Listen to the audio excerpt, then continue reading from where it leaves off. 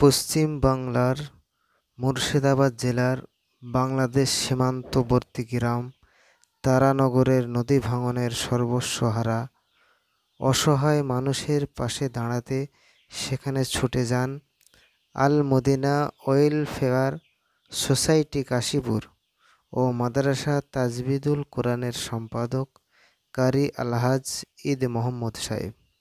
তেনার সঙ্গে ছিলেন তেনার ছেলে ডাক্তার মোহাম্মদ আরিফ বিল্লাহ সাহেব।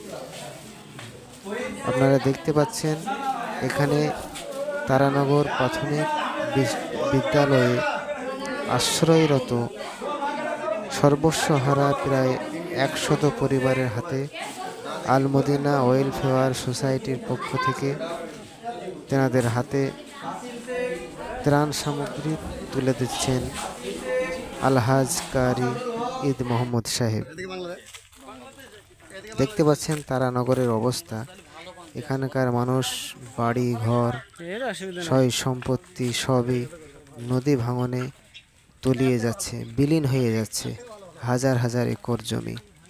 তাই সেখানে ছুটে যান আলহাজ কারি ঈদ মোহাম্মদ সাহেব, তেনার মাদ্রাসার আরও শিক্ষকগণ।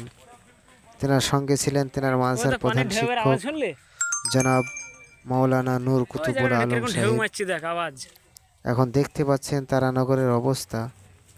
নদী ভাঙনে হাজার হাজার একর জমি, বাড়ি ঘর, স্কুল সব কিছুই নদী ভাঙনে চলে যাচ্ছে। এখানকার মানুষ সর্বহারা।